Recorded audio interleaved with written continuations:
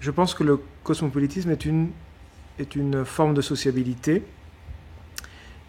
entre les écrivains, entre les artistes, c'est-à-dire c'est la croyance en un ailleurs qui est porteur d'une expérience qui va leur servir pour leur travail. La croyance aussi en un voyage qui va être initiatique pour leur parcours, pour leurs différents parcours, et cette idée de se retrouver dans une plaque tournante, dans un carrefour, où ils vont être influencés par d'autres, tels que Paris, où ils vont être influencés par d'autres artistes. Mais c'est aussi une façon de se poser par rapport à la fréquentation des autres.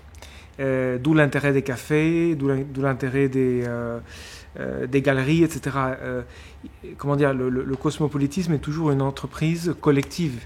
Il n'y a pas de cosmopolitisme s'il n'y a pas de groupe. On ne peut pas être un artiste cosmopolite si on reste tout seul enfermé dans sa chambre. Pour revenir à l'art latino-américain, ça a été le cas de Cislo, ça a été le cas de littérature de Vargas Llosa, de Ribeiro, de Bryce, de bien d'autres qui ont fait ce parcours justement d'aller vers un ailleurs pour rencontrer les autres, justement. Est-ce qu'il y a une déception ?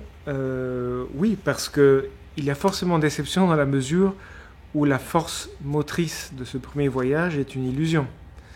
C'est-à-dire que comme ils sont dans cette idéalisation de Paris et de l'Europe, forcément ils vont tomber de haut, et c'est le cas. Alors il y en a certains qui vont en faire leur marque littéraire ou picturale. Je pense à Ribeiro pour la question de l'échec, mais je pense aussi à d'autres issues possibles comme Bryce.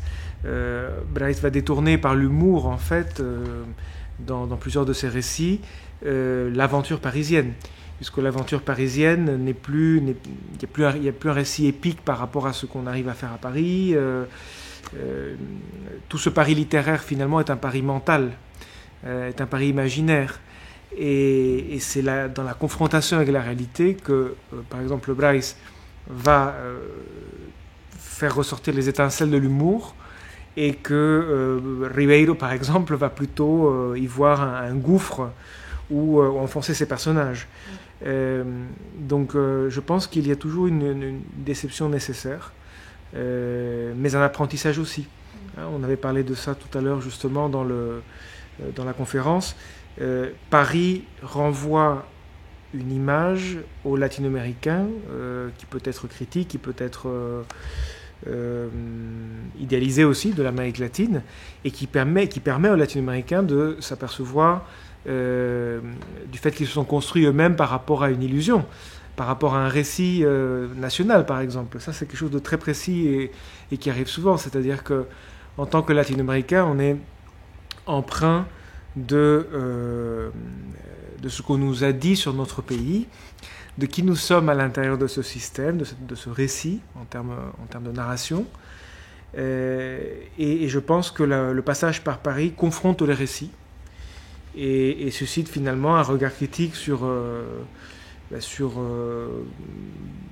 dimension factice, en fait, de ces imaginaires.